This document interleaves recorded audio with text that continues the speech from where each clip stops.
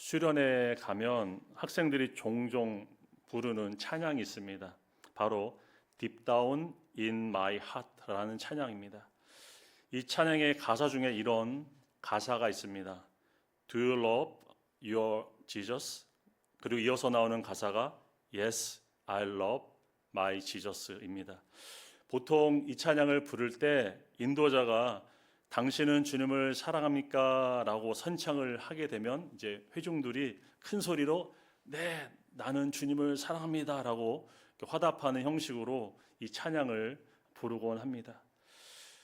당신은 주님을 사랑합니까? 라는 이 질문, 성인이 되면서 단지 즐겁게 찬양하며 기쁘게 넘어갈 수 없는 질문이 아님을 우리는 경험하게 됩니다. 우리는 신앙생활 가운데 스스로에게 나는 주님을 정말로 사랑하고 있는가라는 질문 앞에 고민을 빠지기도 합니다. 나는 주님을 사랑하는가라는 질문이 신앙생활을 하면 할수록 무겁게 다가오는 이유는 무엇일까요? 나는 주님을 사랑한다는 말은 하지만 실상은 그렇게 삶으로 살아내지 못하는 우리 자신의 현실을 마주하기 때문입니다. 오늘 본문인 요한복음 21장은 부활하신 예수님께서 갈릴리 바닷가로 가셔서 베드로를 찾아가신 사건을 소개합니다. 베드로는 어떤 사람이었습니까? 그는 다른 제자들보다 예수님을 더 사랑한다고 고백했던 사람이었습니다. 그는 다른 사람들은 다 떠나도 자신만은 끝까지 주님을 따르겠다고 큰 소리치며 자신 있게 말했던 사람이었습니다. 그런데 어떻게 되었습니까? 베드로는 예수님이 잡혀가실 때 다른 제자들과 함께 예수님을 두고 도망을 쳤죠. 심지어 그는 사람들을 두려워하며 예수님을 3번이나 강하게 부인했습니다. 그런데 오늘 본문에서 부활하신 예수님은 그런 베드로를 다시 찾아가셔서 한 질문을 하시죠. 네가 나를 사랑하느냐? 주님은 베드로에게 동일한 질문을 3번 반복해서 말씀을 하셨습니다. 왜 주님은 자신을 버리고 부인했던 베드로에게 이 질문을 하셨던 것일까요? 신앙의 핵심은 바로 주님을 사랑하는 데 있기 때문입니다. 신앙은 자기 확신과 자기 주장으로 할 수 있는 것이 아니라 바로 주님을 사랑하는 마음으로 할 수 있습니다. 내가 나를 사랑하느냐는 주님의 질문에 베드로는 주님을 사랑한다고 고백을 합니다. 그때 주님께서 베드로에게 앞으로 네가 어떤 삶을 살아야 하는지 말씀해 주십니다. 오늘 본문의 말씀을 통해 우리는 주님을 사랑하는 자로서 어떻게 삶을 살아가야 하는지 깊이 묵상하는 시간이 되기를 원합니다. 첫째, 주님을 사랑하는 자, 다시 사명의 자리로 돌아가야 합니다. 15절에 그들이 조밥 먹은 후에 예수께서 시몬 베드로에게 이르시되 요한의 아들 시몬아, 내가 이 사람들보다 나를 더 사랑하느냐 하시니 말씀합니다. 예수님은 베드로에게 다른 사람들보다 자신을 더 사랑하는지 묻고 계십니다. 왜 예수님은 베드로에게 자신을 부인한 이를 책망하지 않으시고 나를 다른 사람보다 사랑하는지 물으시는 것일까요? 우리의 관심은 행동 자체에 있지만 주님의 관심은 관계에 있기 때문입니다. 행위의 문제는 사실 마음의 문제가 원인일 수 있습니다. 행위는 마음에 있는 것이 겉으로 드러난 결과이기 때문이죠. 그래서 문제를 해결하기 위해 행위를 분석하는 것도 우리는 필요하지만 무엇보다 우리의 마음을 들여다보는 일이 중요합니다. 이처럼 하나님은 우리의 빗나간 신앙 행위에 대해서 하나님과의 관계를 다시 한번 점검하기를 원하십니다. 다른 사람보다 나를 더 사랑하냐는 주님의 물음에 베드로가 대답을 합니다. 15절 중간절에 주님, 그러하나이다. 내가 주님을 사랑하는 줄 주님께서 아시나이다. 다른 사람들보다 나를 더 사랑하냐는 주님의 그 물음에 베드로는 전혀 망설임 없이 예라고 대답을 했습니다. 그렇습니다, 주님. 내가 주님을 사랑하는 것을 주님도 아십니다라고 베드로는 대답을 했죠. 여기서 우리는 이러한 베드로의 행동에 대해 뻔뻔하다고 생각할 수 있습니다. 어떻게 사람들 앞에서 주님을 저주하며 부인했던 사람이 주님을 사랑한다고 조금도 주저함 없이 그렇게 말할 수 있을까? 베드로는 양심마저 무감각해진 것은 아닌가 우리는 생각할 수 있습니다. 그런데 이러한 베드로의 반응에 대해 주님은 부정하지 않으시죠.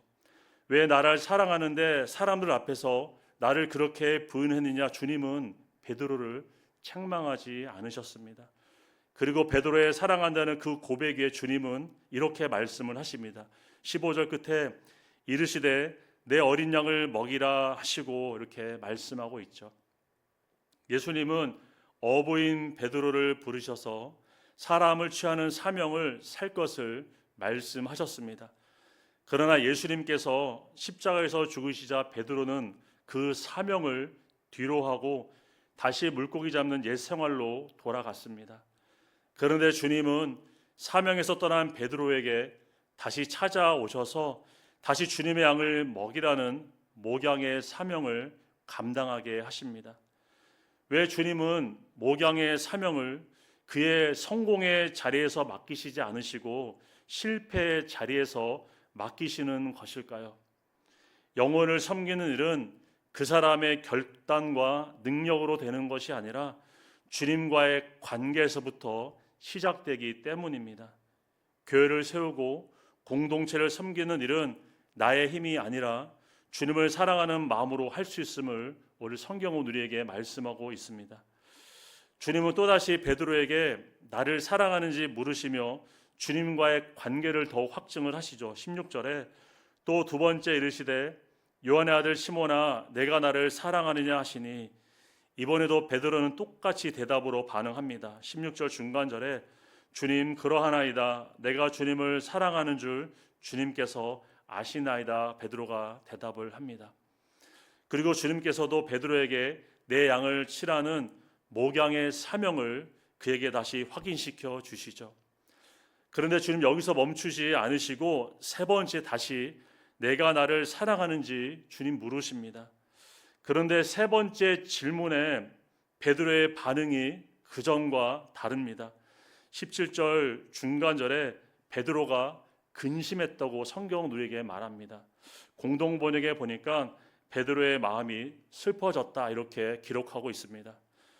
왜 베드로는 앞에 두 번의 질문에는 전혀 고민 없이 바로 대답했으면서 왜 세 번째 질문에는 멈칫하며 근심과 슬픔에 빠졌던 것일까요? 짐작해 보건대 주님의 세 번의 질문에 베드로는 자신이 주님을 세 번 부인했던 그때의 모습이 겹쳐서 생각났기 때문일 것입니다. 베드로에게 있어서 세 번은 트라우마와 같죠. 주님과 함께 죽겠다고 자신했던 그의 단호한 결단이 세 번의 부인으로 완전히 무너져 버렸기 때문입니다. 그래서 예수님의 세 번째 질문 앞에 베드로는 근심할 수밖에 없었음을 보게 됩니다. 여기서 우리가 생각해 볼 것은 주님도 세 번의 질문이 베드로의 아픈 상처를 건드리는 것임을 아셨을 것입니다. 그런데 주님은 베드로가 실패의 트라우마, 상처의 트라우마에 계속해서 갇혀 살기를 주님은 원치 않으셨습니다. 주님은 베드로가 자신의 아픈 과거의 상처를 외면하지 않고 직면하며 극복할 수 있도록 인도하십니다. 근심 가운데 자신의 트라우마와 싸운 베드로가 이렇게 대답을 하게 됩니다. 17절 중간절에 주님 모든 것을 아시오매 내가 주님을 사랑하는 줄을 주님께서 아시나이다 이렇게 베드로가 말하죠. 베드로는 비록 자신이 주님을 세 번이나 모른다고 부인했지만 그러나 여전히 주님을 사랑하는 마음은 변함이 없음을 주님께서 모든 것을 아신다는 고백과 함께 다시 한번 그 자신도 컨펌하는 시간이 되었습니다. 때로는 과거의 실수가 그리고 실패가 우리로 하여금 앞으로 나아가지 못하게 발목을 잡을 수 있습니다. 그러나 기억하셔야 하는 중요한 사실은 주님은 우리가 과거의 실패의 트라우마에 갇혀서 사명의 자리를 떠나 육신의 삶으로 돌아가는 것을 원치 않으신다는 사실입니다. 또한 우리의 넘어짐이 우리가 주님을 사랑하지 않기 때문이라는 자책감에 사로잡혀 자신을 계속해서 정죄하지 않기를 주님은 원하십니다. 주님을 사랑하는 것이 우리에게 완벽주의를 요구하는 것은 아닙니다. 누구든지 주님을 따르다가 넘어지고 실패하고 실수할 수 있습니다. 그러나 우리는 그 실패의 자리에서 좌절하거나 낙심하여 주님이 주신 그 사명의 자리에서 떠나지 않기를 원합니다. 우리는 그 실패의 자리에서 다시 한번 내가 나를 사랑하는 주님의 음성을 듣고 예 주님, 제가 주님을 사랑합니다는 고백과 함께 다시 회복의 자리, 사명의 자리로 나아가시는 저와 여러분의 삶이 될 수 있기를 주님의 이름으로 축복합니다. 두 번째, 주님을 사랑하는 자, 주님의 뜻을 따라 십자가의 길을 걸어가야 합니다. 예수님은 베드로에게 목양의 사명을 위임하시고 그가 어떠한 죽음을 당하게 될 것인지 예고를 하십니다. 18절에 내가 진실로 진실로 내게 이르노니 내가 젊어서는 스스로 띠띠고 원하는 곳으로 다녔거니와 늙어서는 내 팔을 벌리리니 남이 내게 띠띠우고 원하지 아니하는 곳으로 데려가리라 주님 말씀을 하십니다. 예수님은 베드로의 인생 말년에 그가 팔을 벌리고 십자가의 죽음을 당하게 될 것을 말씀을 하십니다. 기독교 전승에 의하면 베드로는 로마의 네로 황제의 박해 가운데 순교를 당하게 되는데 자신은 예수님처럼 죽을 자격이 없다고 하면서 십자가에 거꾸로 매달려 죽었다고 전해지고 있죠. 주님의 사명을 받은 사람, 십자가의 길이 그 앞에 예비되어 있습니다. 주님의 몸된 교회를 세우고 공동체를 섬기는 직분을 받은 사람, 십자가의 고난이 기다리고 있습니다. 왜 예수님은 베드로에게 목양의 사명을 다시 위임하시고 십자가의 고난을 이어서 언급하고 계신 것일까요? 영혼을 돌보고 섬기는 일은 자기 희생이 없이는 갈 수 없는 길이기 때문입니다. 그러면 십자가 길을 걸어가기 위해 우리는 어떻게 해야 할까요? 자기 뜻을 내려놓고 주님의 뜻을 따라야 합니다. 베드로는 젊을 때 자기 뜻대로 살았지만 예수님을 만난 후에 그의 삶은 변하게 됩니다. 본문에서도 주님은 베드로에게 네가 젊어서는 스스로 띠띠고 원하는 곳으로 다녔지만 늙어서는 남이 내가 원하지 않는 곳으로 데려갈 것이라 주님 말씀을 하셨습니다. 왜 주님을 사랑한다고 고백했던 베드로가 이제 자신이 원하는 길로 가지 못하고 남이 원하는 곳으로 가게 될 것이라고 하시는 것일까요? 베드로는 이제 자기 뜻대로 사는 삶을 버리고 주님 뜻대로 사는 삶을 살아가야 하기 때문입니다. 예수님은 베드로에 앞서서 먼저 십자가의 길을 친히 걸어가셨습니다. 예수님이 십자가의 고난을 감당하시는 것에 대해 성경은 우리에게 이렇게 말씀합니다. 누가복음 22장 42절에 이르시되 아버지여 만일 아버지의 뜻이거든 이 잔을 내게서 옮기시옵소서. 그러나 내 원대로 마옵시고 아버지의 원대로 되기를 원하나이다 하시니 예수님은 십자가의 고난의 잔을 피하시기를 원하셨던 자신의 뜻을 버리시고 그 고난의 잔을 마셔야 하는 아버지의 뜻대로 순종하기를 주님은 기도하셨습니다. 그리고 예수님은 아버지의 뜻을 따라서 십자가의 고난을 감당하셨죠. 또한 사도 바울은 자신의 사역에 대해 이렇게 고백을 합니다. 갈라디아서 2장 20절에 내가 그리스도와 함께 십자가에 못 박혔나니 그런즉 이제는 내가 사는 것이 아니요 오직 내 안에 그리스도께서 사시는 것이라. 바울은 원래 자신의 뜻대로 살아갔던 사람이었습니다. 그러나 주님을 다메섹 도상에서 만난 후에 자신의 뜻이 아니라 주님의 뜻대로 사는 삶을 그는 평생 살아갔습니다. 자신의 뜻대로 사는 사람은 십자가의 고난을 받지 않아도 됩니다. 그러나 주님의 뜻대로 사는 사람은 십자가의 고난을 결코 피할 수 없습니다. 주님 뜻대로 살아가는 길에 십자가의 고난이 있음을 알매도 불구하고 그 길을 우리가 걸어가려는 이유는 다른 것이 아니라 바로 우리가 주님을 사랑하기 때문입니다. 주님을 사랑하는 마음이 없이는 우리는 십자가의 길을 조금도 걸어갈 수 없습니다. 인간은 본성적으로 매우 이기적인 존재입니다. 조금도 자신의 것을 손해보는 것을 원하지 않습니다. 그런데 자신에게 고난과 고통이 오는 그 십자가 길을 걸어가겠다고 하는 것은 주님을 사랑하는 이유 없이는 불가능한 일임을 우리는 깨닫게 됩니다. 주님의 뜻대로 전도와 교회를 세우는 일을 사명을 감당했던 사도 바울은 누구든지 자신을 괴롭게 하지 말라고 갈라디아 교회에 편지를 합니다. 바울이 이렇게 말할 수 있는 이유는 자기 몸에 예수의 흔적을 갖고 있었기 때문입니다. 갈라디아서 6장 17절 말씀 우리 다 함께 고백해 보겠습니다. 이후로는 누구든지 나를 괴롭게 하지 말라. 내가 내 몸에 예수의 흔적을 지니고 있노라. 성경은 말씀합니다.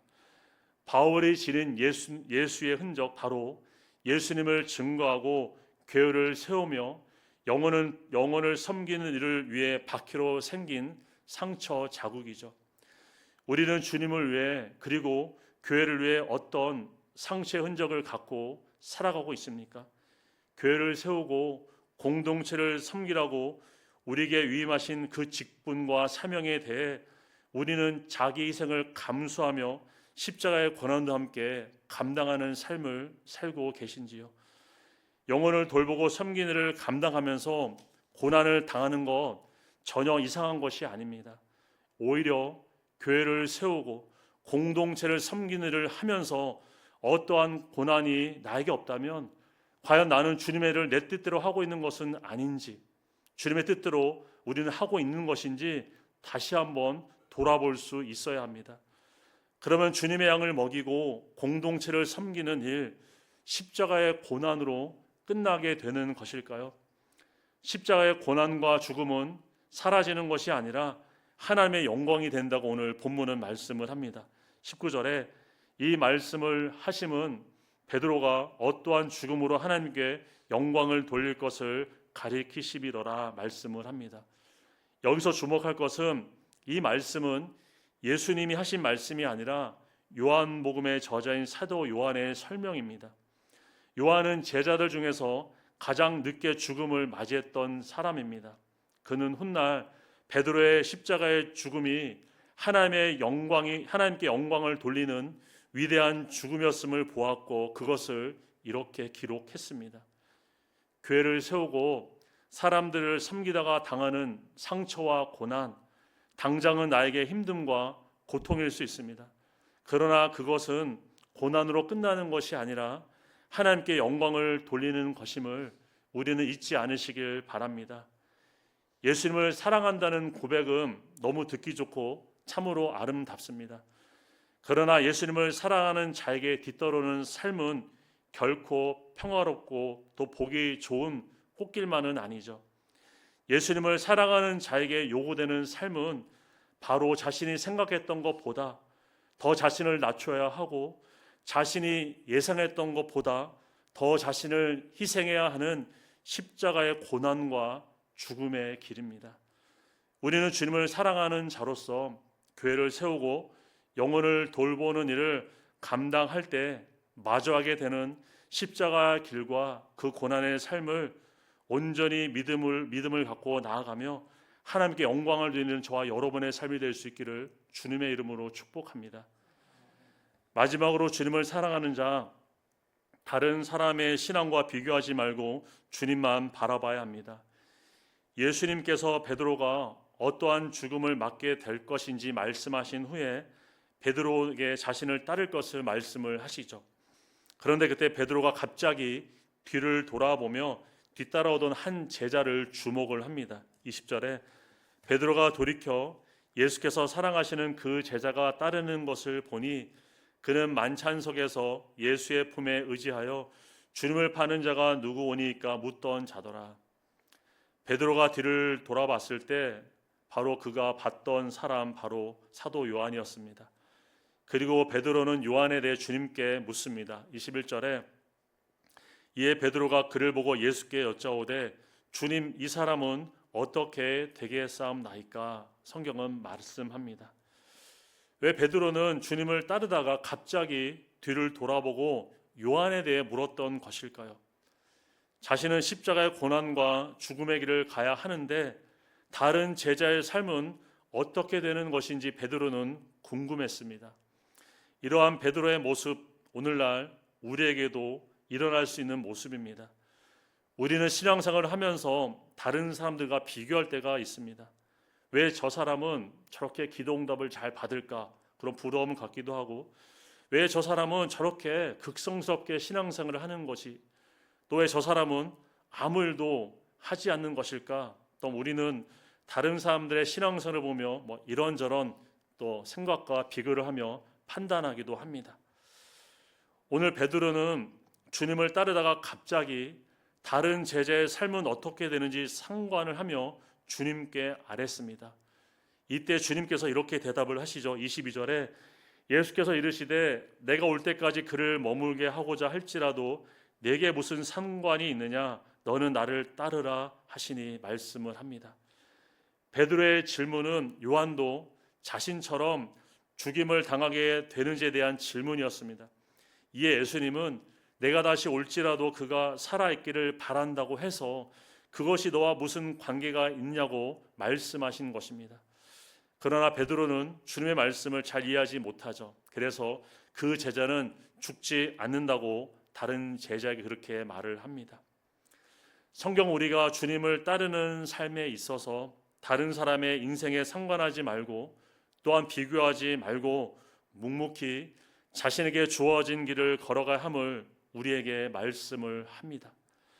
주님을 따르는 삶에 있어서 우리에게 장애가 되는 것이 무엇입니까? 바로 뒤를 돌아보는 일입니다. 뒤를 돌아보는 순간 우리는 주님을 보는 것이 아니라 사람들이 보이기 시작합니다. 그리고 자꾸 다른 사람의 삶과 신앙에 간섭하게 되고 비교하고자 하는 유혹이 우리에게 찾아오게 됩니다. 우리는 자신이 다른 사람보다 더 고난을 당하는 것 같은 생각이 찾아올 때가 있습니다. 같은 공동체 안에서 고난의 수준이 같아야 공평한 것이라고 우리는 생각할 수 있습니다. 그래서 내가 다른 사람에 비해서 좀 더 많은 사역이 주어지거나 어렵고 힘든 일을 맡게 되면 교회에 대한 불만, 하나님에 대한 불평을 가질 수 있습니다. 그러나 우리가 기억하셔야 하는 중요한 사실은 신앙생활의 불행 바로 다른 사람과 자신을 비교할 때 시작이 됩니다. 우리는 주일에 함께 묵상했던 마르다와 마리아의 일을 통해서 다른 사람의 신앙과 자신을 비교하는 순간 얼마나 낙심과 불행이 찾아오는지 함께 우리는 살펴보았습니다. 우리의 본성은 다른 사람보다 자신이 더 고생하는 것을 원하지 않습니다. 남보다 좀 더 편한 자리, 덜 고생하는 자리에 있기를 원합니다. 그런데 주님의 일은 우리의 생각과 다릅니다. 우리 자신이 생각하는 것보다 더 힘들고 고난의 일이 나에게 언제든지 주어질 수 있습니다. 그것은 주님께서 나에게 다른 사람보다 더 고생하라고 일부러 짐을 지어주시는 것이 아니죠. 주님은 각 사람이 감당할 수 있는 믿음의 분량만큼 허락하십니다. 주님은 우리에게 고난의 분량, 사역의 분량이 각각 있다고 말씀을 하십니다. 우리는 하나님 앞에 각자 서로 다른 사명과 사역이 있음을 인정할 수 있어야 합니다. 바울은 고린도서 12장에서 교회를 그리스도의 몸으로 비유하면서 몸의 각 지체가 서로 다르지만 하나님께서 각각 합당하게 세우셨음을 그는 말합니다. 귀는 눈과 비교할 필요가 없습니다. 그리고 손은 발과 경쟁할 필요가 없습니다. 모든 지체가 함께 있을 때 몸이 온전하게 기능하는 것처럼 하나님은 우리가 각자가 맡은 역할과 사명을 주셨음을 우리는 잊지 않기를 원합니다. 주님 앞에 이것은 중요하고 저것은 덜 중요한 것은 없습니다. 우리의 생각이, 우리의 판단이 그렇게 보일 뿐입니다. 주님께서 각자에게 주신 믿음의 분량이 다르고 그 사명도 각각 다르다는 사실을 우리가 인정할 때 우리는 뒤를 돌아보며 다른 사람과 자신을 비교하는 삶에 빠지지 않을 수 있습니다.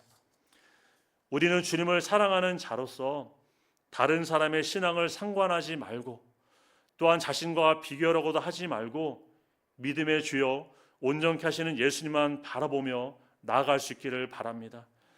그리고 각자에게 예비하신 그 길을 묵묵히 걸어가면서 주님만 따르시는 저와 여러분의 믿음의 삶이 될 수 있기를 주님의 이름으로 축복합니다. 말씀을 정리합니다. 오늘 우리는 예수님이 자신을 부인했던 베드로에게 자신을 사랑하는지 모르시며 그를 다시 사명의 길, 목양의 길로 인도하셨음을 묵상했습니다. 우리는 봉사와 사역과 일이 먼저가 아니라 주님을 사랑하는 마음, 주님과의 관계가 먼저 점검되어지기를 원합니다. 나의 힘과 능력을 앞세워 주님의 일을 감당하려고 하지 말고 주님을 사랑하는 마음으로 우리는 섬길 수 있기를 바랍니다. 또한 주님을 사랑하는 자는 그 사명을 감당함에 있어서 고난이 찾아올 수 있습니다. 그때 그것을 이상하게 여기지 말고 또한 두려워하지도 말고 내게 주어진 십자가의 길과 희생의 길을 우리는 믿음으로 감당하며 주님의 뜻을 이루며 하나님께 영광 드리는 삶이 될 수 있기를 바랍니다. 그리고 주님을 사랑하는 자는 교회를 세우고 공동체를 섬기는 일에 있어서 뒤를 돌아보는 삶이 되지 말아야 합니다. 무엇보다 다른 사람의 신앙과 자신의 신앙을 비교하지 말고 다른 사람의 신앙에 대해 불필요한 간섭을 우리는 하지 않기를 원합니다. 각자에게 주어진 역할과 주님의 사역의 다름을 인정하고 오직 주님만 바라보며 따르는 주님을 사랑하는 자의 삶을 우리는 온전히 살아갈 수 있기를 주님의 이름으로 축원드립니다. 함께 기도하시겠습니다. 사랑과 은혜가 풍성하신 하나님, 저희들을 부르시고 택하셔서 하나님의 거룩한 일을 감당하게 하시니 참으로 감사를 드립니다. 하나님, 저희들 주님의 일을 이루어감에 있어서 실수와 실패와 연약함 앞에 낙심하여 옛 생활로 돌아가지 않게 하여 주시옵소서. 먼저 주님과의 사랑의 관계를 온전히 돌아보고 회복하는 삶이 될 수 있도록 주님 저희들을 인도하여 주시옵소서. 일이 우선되는 삶이 아니라 주님과 관계를 먼저 돌아보고 주님과의 친밀한 사랑의 관계를 우리는 먼저 풍성히 누리는 삶이 되게 하여 주시옵소서. 봉사와 사역과 직분을 감당함에 있어서 나의 뜻을 버리게 하여 주시고 주님의 뜻을 온전히 따르게 하며 마주하게 되는 모든 십자가의 고난과 그 어려움 앞에 저희들 낙심하지 않게 해주시고 담대한 믿음으로 이겨낼 수 있도록 주님 인도하시고 또한 함께하여 주시옵소서. 하나님, 저희들 신앙생활 가운데 자꾸 뒤를 돌아보지 않게 하여 주시옵소서. 무엇보다 다른 사람의 신앙생활과 비교하는 삶이 되지 않게 하여 주시옵고 오직 우리의 믿음의 주가 되신 주님만을 온전히 바라보며 주님만을 따르는 우리 모두의 삶이 될 수 있도록 주님 인도하시고 은혜 베풀어 주시옵소서. 감사드리며 거룩하신 예수님의 이름으로 기도 올려드립니다. 아멘.